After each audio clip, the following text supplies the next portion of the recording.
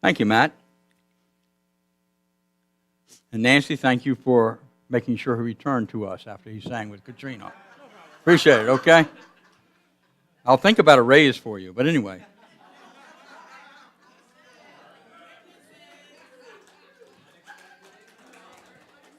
Everything starts with a thought. I say everything starts with a thought. Sometimes it takes longer than you think for it to come into the visible, okay? I just want you to know that. As a matter of fact, what we're talking about today is creating our own prosperity, okay? And so, as we look at this idea, one of the things we know is that we have a spiritual body. A spiritual body that speaks to us in a certain way. And when we listen to its guidance, things happen that are unexpected sometimes and expected. We also have this physical body, all shapes and all sizes.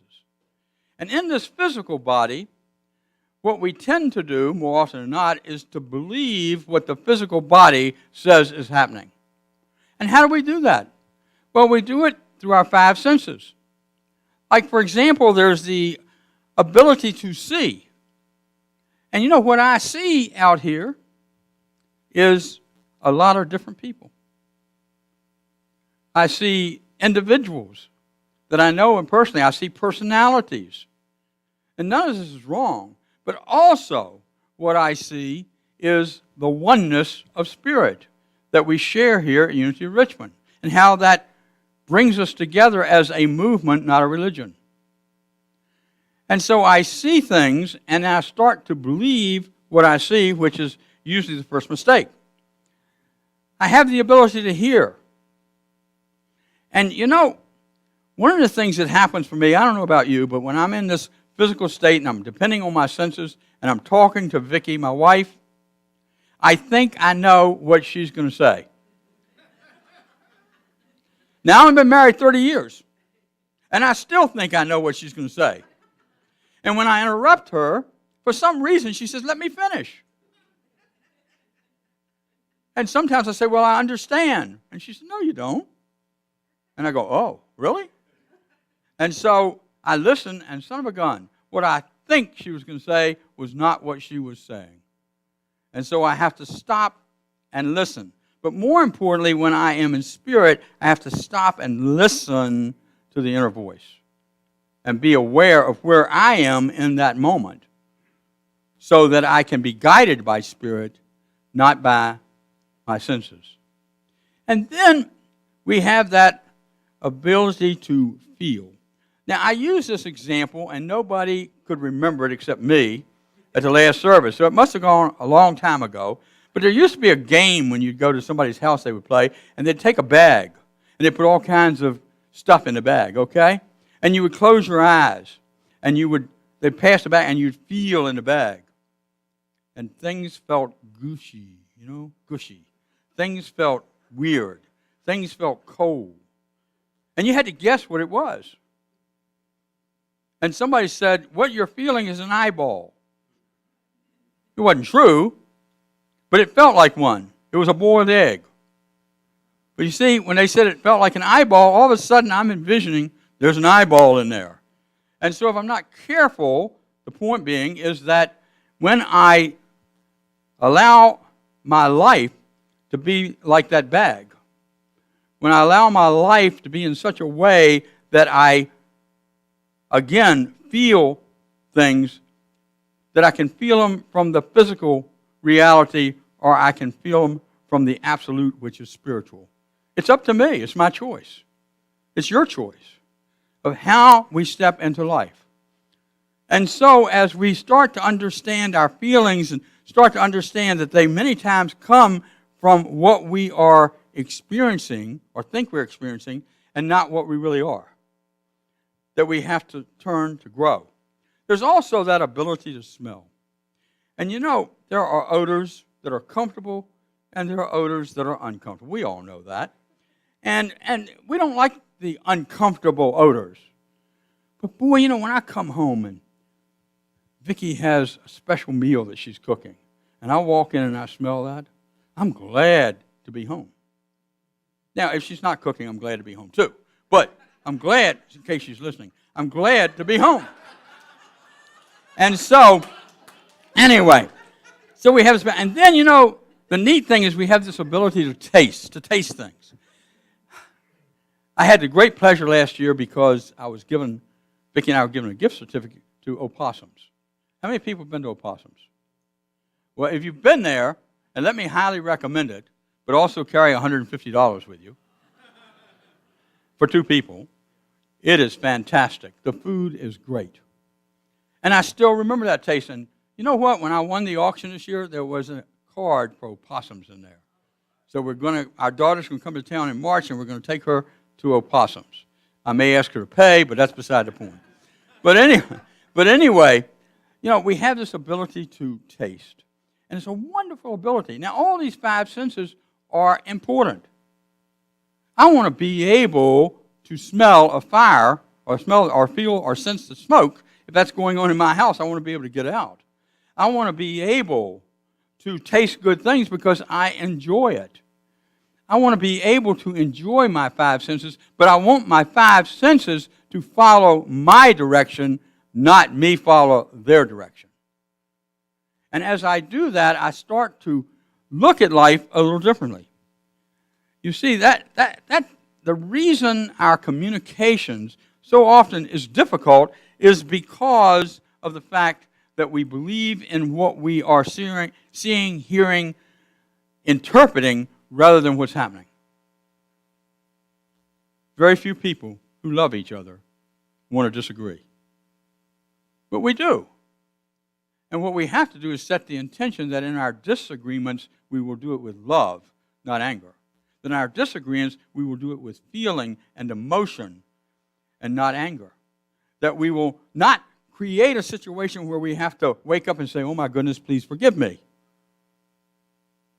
Instead, we can do that through the power of love. And the power of love is an energy that is invisible. And there's another way of experiencing life. And you know that.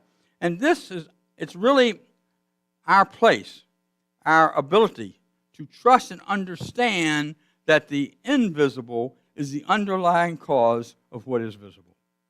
Paul said it in Hebrews 11:1. Now, faith is the substance of things hoped for, the existence of things not seen. We all know in the invisible there are things that we cannot see, but you and I have the power to bring into manifestation. You and I have the power to generate a thought and actually appear before us the truth of that thought. As you use that unexpected income prayer, what you are doing is bringing to you, attracting to you, income that you don't expect. And it does work. Because we have the power to live in the visible. Paul went on in the next verse to say, it is not the visible, but the invisible that works for us. And we have to remember that. And that just says that spirit, the energy of spirit, the energy of God, the energy of divine mind is working through you and me. When I was about 16 or 17 years old, I heard this statement from a Baptist minister. He said, you are not what you think you are what you think. Wow. I had to work on that for 10 years to figure out what he's saying. And we weren't. We sometimes, because of these sensations, because of the way we tend to trust what we think has happened, we begin to think that we are certain kinds of beings, that we are physical beings, that we are human beings looking for a spiritual path, that we are human beings looking for a faith that works for us. And the truth is we are spiritual beings, as you all know. And as spiritual beings, we are having a spiritual experience, and we're having it in the human condition. And so the important thing is to allow spirit to be in charge of our human condition and for us to step into spirit and allow that to be the manifestation of love that you and I are. So in order to accept the gift of prosperity, you see, we have to learn to accept certain truths, to understand universal laws. And this gives us the ability to bring into being, to demonstrate, to manifest the good that we so richly deserve. Each of us deserves all the good in the world. Each of us. Each and every one of you. You deserve the good. And if you're telling yourself something else, stop it. Okay? Just give it up. And start saying, as a child of God, I inherit all the good that is in the world. But there are a couple things I just want to share in the idea of how do we begin to honor energy instead of matter. Science says, and now quantum physics has proved, that matter, such as cars and chairs and all the comforts of home, are propped up by space. That if you look at an atom, which they used to believe was solid, it is created in a way that it creates also, but there's more space than there is matter. One of the mind-boggling things I read was that if you take New York City, how many people live there now? I don't know. It was about 10 million when I lived there in the area. If you take New York City and crushed it into one piece of matter, that you would probably be able to see it maybe under the best microscope in the world. Isn't that amazing? Think about it. All those people I see, all the separation I see, all the issues I see, all together is nothing. It's the space, the energy that's in it that makes the difference. So as we step into that reality, as we begin to understand that technology, what we start to understand is that the technology that powers the internet is only a small part of the energy that is available to each of us for creating a prosperous life. Charles Fillmore, co-founder of Unity, said the seemingly tremendous force generated by our generators, the Hoover Dam, is but a weak dribble from a universe of energy. You know, I want to share a story with you. And I've kept this cup all these years because my dad gave it to me. And he gave it to me one of the first times that I visited the Newport News shipyard. He worked there for most all of his life, except when he served in the service. And what he did was he invited me in, and he allowed me to be at his place of work and see the kind of work he was doing. He was an operating engineer. And he walked me over to a generator that was, I don't know, 3 or 4 feet taller than I was. And I was taller then than I am now. And that generator also was about 20 feet long. And it was just going on. He said, now I control that generator. And I said, okay, good. He says, this generator is building an aircraft carrier. And he said, come on, I'll show you. So he took me over. We had our coffee in our hands. He took me over to a substation, which was on one of the docks. And in that substation was where the generator created the electricity, the energy needed to run all the things that were necessary to build the John F. Kennedy aircraft carrier. And my dad said, I am building that carrier. Okay? So I had a pretty good teacher. And he believed it. And so what happens is it takes the energy to build that carrier. It takes the energy to build your life. It takes the energy of the universe to keep you on track and help you move through life in such a way that you experience all that it is. So my question is, are you building an aircraft carrier with your energy, or are you building a rowboat? It's up to you. Now, the way I see life, the way I think, is that each of you are actually building aircraft carriers, and even more. That you have that ability, you know you have that ability, and you're moving in that way. Second thing is we need to understand the changes that are happening in our world. You say we are in a new era. We're in an era where jobs as we know them today will start to disappear. Forecasts are, and I don't know if they're right or wrong, but forecasts are that approximately 1/2 of the Fortune 500 companies will be out of business in the next 10 to 15 years. And the reason is because robots will start to be the technology that companies use rather than human beings. Now, don't get frightened by that. It's a wonderful opportunity. What it says is that you and I have the ability to live instead of a slave to our work, instead of a slave to money, we have the ability to create through joy and through service opportunities so that we can live a more fulfilling life. That's the opportunity that stands before us.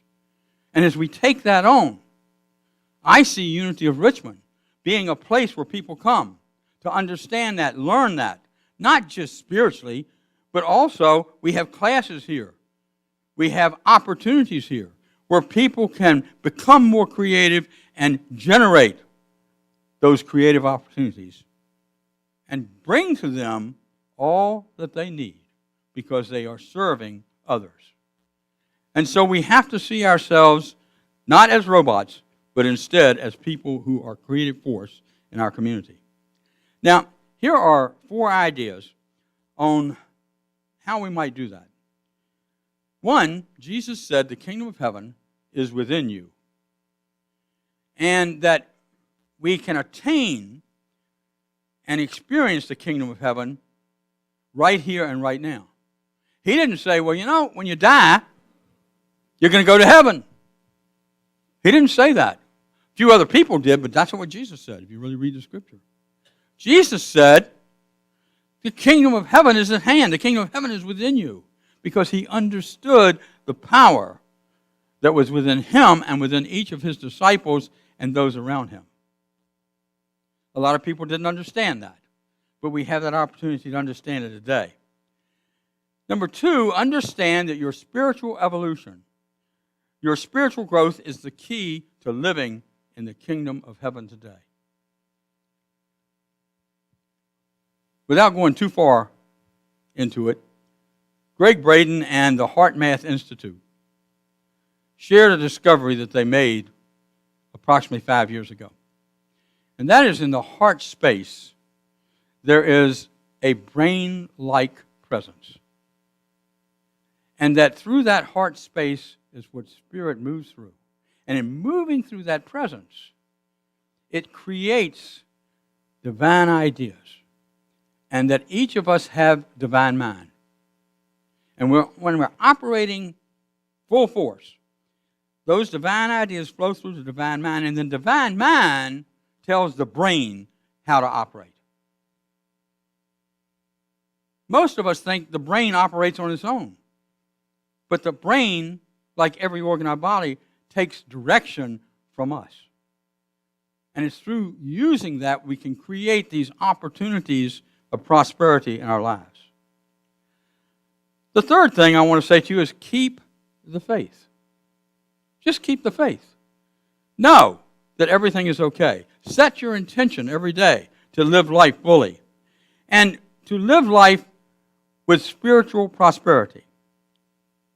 We can depend on spiritual prosperity because it is eternal in nature.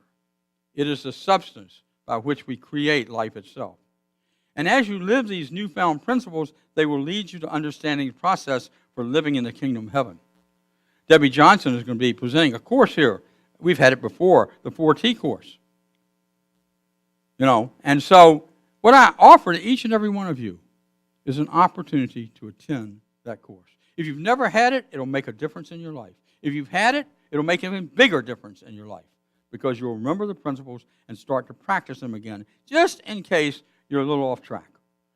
And so I'll offer you that opportunity to attend that as it's announced and the dates are announced.